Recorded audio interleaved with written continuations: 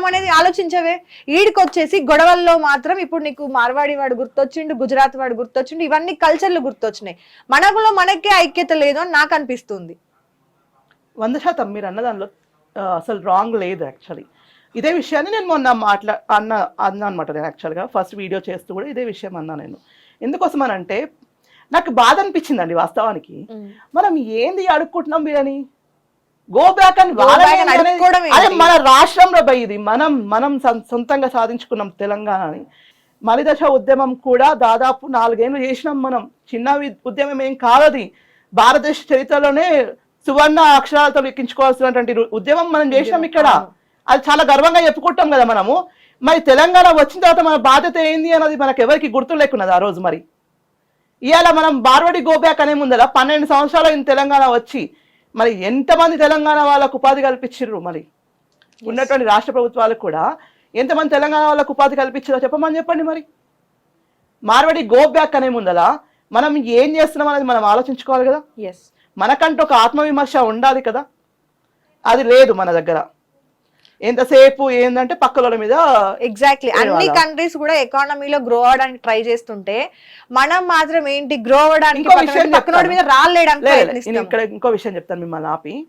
మన దగ్గర ఉన్నటువంటి వాళ్ళు ఎందుకు డెవలప్ కావట్లేదు అని చెప్పేసి మీరు ఇందాక అడిగారు కదా. మార్వాడి వాళ్ళు ఎందుకు అంత పెరుగుతున్నారు అని అంటే వాళ్ళకు ఏం చెప్తారు తెలుసా? మార్వాడి వాళ్ళ పిల్లలకి నువ్వు ఎంత అన్న చదువుకో, దునియా చదువు, బయటికి కూడా పోయిరా, కానీ మన కుటుంబ వ్యాపారాన్ని నువ్వు ఖచ్చితంగా చూసుకోవాల్సిందే. ఓకే, అదే వాళ్ళ సక్సెస్ సీక్రెట్. అదే మనం ఉంటాం ఇక్కడ. మనం ఏం చేస్తాము? మనం ఒక బిజినెస్ స్టార్ట్ చేస్తాం.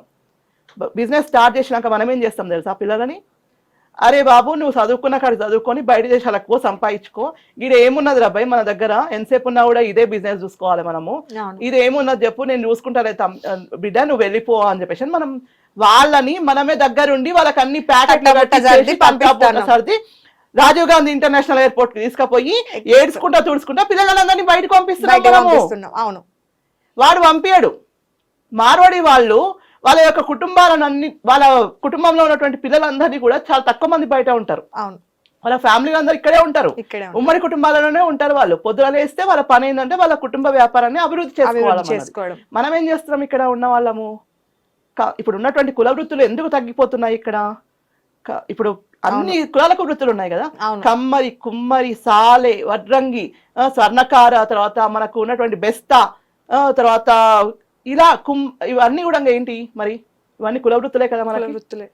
ఈ కుల వృత్తులన్నిటి కూడా మనము తగ్గిపోవడానికి కారణం ఏంది? ఐరన్ షాపానికి బట్టలు ఇచ్చి వస్తే ఐరన్ చేయనికి అని చెప్పేసి ఒక మన రజకులకు తీసుకెళ్లి బట్టలు ఇచ్చేసి మనం వస్తే వారం రోజులైనా చేసేవారు, చేయరు. మనం 2 సార్లు 1 సైడ్ చుట్టూ తిరగాలన్నమాట. తిరిగినా కూడా రావు. చివరికి మనం ఏం చేస్తాం తెలుసా? ఆన్లైన్ లోనే ఏదో ఒక ఐరన్ బాక్స్ తెచ్చుకొని మనం ఐరన్ చేసుకుంటాం. అప్పుడు ఏమైతుంది అక్కడ? మన వల్ల వాళ్ళకి ఒక ఆదాయం తగ్గిపోయింది. అంటే ఏం చేస్తున్నాం? మీరు వెంటనే చేయాల్సినటువంటి పనులను వెంటనే చేయకపోవడం వల్ల వాయిదాలు వేయడం అనేది మనకు బాగా అలవాటు.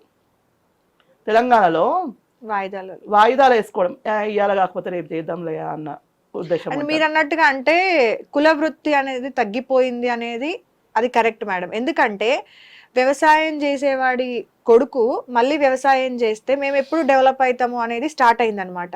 అంటే వాళ్ళ పిల్లలు ఇంకా డబ్బు పరంగా ఎదగాలి, ఆస్తులు సంపాదించుకోవాలి, ఫ్యూచర్ జనరేషన్స్ బాగుండాలి అనే థాట్ తోని నిజంగానే అందరం కూడా ఎయిర్పోర్ట్కి తీసుకెళ్ళి అక్కడ ఫ్లైట్ ఎక్కిచ్చేసి వాడికి ఇష్టం ఉన్నా లేకపోయినా నువ్వు ఇదే చెయ్యాలి అని చెప్పి వదిలేస్తూ వస్తుంటాం. నిజంగా ఇప్పుడు కల్చర్ గో బ్యాక్, వీళ్ళందరూ గో బ్యాక్ అన్నప్పుడు మన వాళ్ళందరూ ఎక్కడెక్కడనో సెటిల్ అయి ఉన్నారు. మరి వాళ్ళందరినీ తరిమి కొడితే ఏంటి పరిస్థితి? మన స్టేట్ పరిస్థితి ఏంటి? మన ఇండియా పరిస్థితి ఏంటి? ఏముంది? ఇటు వచ్చినాక వాడు అటు మన వృత్తి చేయలేడు, అది రాదు. ఫస్ట్ అది రాదు. ఇటు పోయి ఇక్కడ అక్కడ సాఫ్ట్వేర్ జాబులు పోగొట్టుకొని వచ్చినాక ఈడికి వచ్చినాక వాళ్ళు ఏం పని చేయలేదు. డిప్రెషన్స్కి వెళ్ళిపోయి సూసైడ్ చేసుకోవడమే 100% అవుతుంది అది. ఎందుకంటే ఇక్కడ మనం సరిగ్గా ఎంప్లాయ్మెంట్ ఇయ్యలేని పరిస్థితి. అంటే 100% మన తిరిగి వస్తే కూడా ఇక్కడ ఎంప్లాయ్మెంట్ దొరుకుతుందా అన్నది గ్యారంటీ లేదు. మరి మన దగ్గర ఉన్నటువంటి కుల వృత్తి చేసుకుందామా అంటే కుల వృత్తి మనకు రాదాయే. చదువుకుంటే మనము పొద్దున్న లేస్తే ఏం కాదు బిడ్డ నువ్వు చదువుకోపో, నువ్వు ఏం చేస్తావు ఇప్పుడు గీ చాకిరి నీకేం అవసరం ఉన్నది, వద్దు నువ్వు చాకిరి చేయకు, వద్దు నువ్వు వెళ్ళిపో మంచిగా చదువుకో, నువ్వు ఇంజనీరింగ్ చెయ్యి, నువ్వు తర్వాత IELTS రాసుకో, వెళ్ళిపో, అప్పైనా సొప్పైనా నేను తీసుకొచ్చి పెడతా, నువ్వు పోయి అలా ముందు మంచిగా అని చెప్పేసి మనం చెప్తాం పిల్లలకి, ఎందుకంటే వాళ్ళ బాగు కోసం చెప్తాం.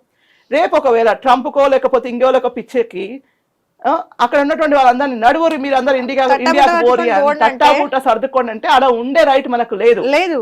అక్కడ ధర్నాలు చేస్తామంటే వాడు బొక్కలు తీసుకుపోయి మనలాగా అక్కడ లేదు, అసలు లేదు, ఉండదు. వాడు ఖచ్చితంగా మొత్తం నోరు మూసుకొని నవరంధ్రాలు మూసుకొని నువ్వు ఇండియాకి రావాల్సిందే, మన దేశానికి రావాల్సిందే. మన దేశంలో కూడా అన్ని రాష్ట్రాలకు మనం పోలేం కదా, మళ్ళా ఇండియాకి వచ్చే ఫ్లైట్లు కూడా స్టాప్ చేసినా, ఇట్లు నడిపోవడానికి రాకపోకలు కూడా స్టాప్ చేసినా వాళ్ళు అక్కడ రోడ్ల మీద బతకాల్సిందే, ఇంకా ఆప్షన్ లేదు. అంతే, ఆప్షన్ ఉండదు వాళ్ళకి అక్కడ. ఇక్కడ కూడా ఏమైతుంది అని అంటే వ్యవసాయం అన్నాం కాబట్టి వ్యవసాయ కూలీలకు కూడా ఇక్కడ వ్యవసాయ కూలీలు ఎవరు వచ్చి పనిచేస్తున్నారు తెలుసా? మన దగ్గర వ్యవసాయం బంద్ చేసి గుత్తలకు ఇచ్చడం మొదలు పెట్టిన తర్వాత ఆంధ్ర వాళ్ళు వచ్చి ఇక్కడ వ్యవసాయం చేసుకుంటున్నారు, గుత్తలకు తీసుకొని మరి వ్యవసాయం చేసుకుంటున్నారు. మరి అప్పుడు మనం ఏం చేయాలి మరి? అండ్ మళ్ళీ కూడా మనము అంటే పంట అనేది నేను వరే పండించాలి, నేను ఇదే పండించాలని ఫిక్స్ అవుతాం మ్యామ్.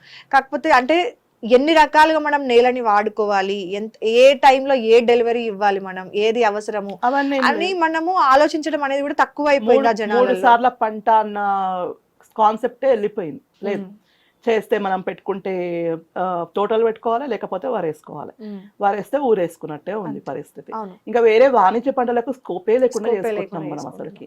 కాబట్టి ఏంటంటే ఇక్కడ చాలా రకాలైనటువంటి విషయాలు ఉన్నాయి. ఇక్కడ ఒకటే గో బ్యాక్ అంటే సరిపోదు, మనం ఏం చేయాలన్నది ముందే ప్లాన్ చేసుకోవాలి. మరి దానికి గో బ్యాక్ అని వాళ్ళందరినీ పంపించినాక ఏం చేద్దాం మరి? ఆ బేగం బజార్ మొత్తం ఖాళీ అయిపోతుంది, అక్కడ ఉన్నటువంటి మోండా మార్కెట్ మొత్తం ఖాళీ చేపిద్దాము, తర్వాత ఇంకెక్కడెక్కడైతే వీళ్ళ షాపులు ఉన్నాయో అన్ని ఖాళీ చేపించిన తర్వాత వాట్ నెక్స్ట్? భవిష్యత్ ప్రణాళిక ఉండాలి కదా మనకంటూ. మరి ఆ ప్రణాళిక లేకుండానే మనం ఎట్లా మాట్లాడతాం? మా వృత్తులకు అన్యాయం జరుగుతుందని మీరే అంటున్నారు కదా, మరి ఆ వృత్తుల వాళ్ళు రేపు వచ్చి బయట దేశాల నుంచి కర్మ బాలేక మన పిల్లల్ని పంపించిరే అనుకోండి, ఈత చెట్లు ఎక్కిపిస్తారా మరి? పిల్లల్ని తాళ్ళు ఎక్కిపిస్తారా మరి? లేదు అని అంటే ఇప్పుడు వ్యవసాయం చేసేటటువంటి కుటుంబం ఉంది, పోయి నాగలి పట్టుకొని దున్నుతారా మరి? అక్కడ కోట్లలో లక్షలలో తీసుకునే జీతాలతోని ఇక్కడ వచ్చి ఐరన్ బాక్స్ పట్టుకొని చెప్పి ప్లంబర్ పని చేస్తాడా? ఎలక్ట్రీషియన్ పని చేస్తాడా? ఇవన్నీ చేయగలుగుతారా మరి? అవన్నీ ఎవరు చేస్తున్నారు తెలుసా మీకు? ఇక్కడ ఉన్నటువంటి ముస్లిమ్స్ చేస్తున్నారు. ఇక్కడ ఉన్నటువంటి ముస్లిమ్స్ వీటన్నిటిలోకి ఎంటర్ అయిపోయారు వాళ్ళు ఆల్రెడీ. డ్రై క్లీనింగ్ బట్టలు వాళ్ళే చేస్తారు. మన మగ్గం వర్కులు ఉన్నాయి కదా, అన్ని మగ్గం వర్కుల కానుంచి మొదలు పెడితే మన గుట్టే జాకెట్ కానుంచి ప్రతి ఒక్కటి వాడే కుడుతున్నాడు. ఇవాళ మెజర్మెంట్స్ వాళ్ళే తీసుకుంటున్నారు మన ఆడపిల్లలవి. మరి వాటికి మనం ఏం చేద్దాం చెప్పండి మరి? ఇక్కడ కూడా ఇంకొక విషయం చెప్తాను నేను.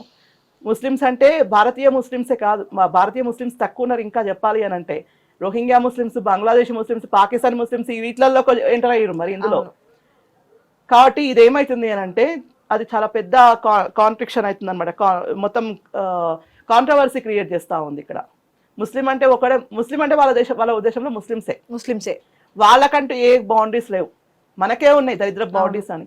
మనకంటూ తెలంగాణ వాళ్ళని ఎట్లా మాట్లాడతావు నువ్వు? మేము తెలంగాణ వాళ్ళం బై బరాబర్. అవును బై, మనం బరాబర్ తెలంగాణ వాళ్ళమే.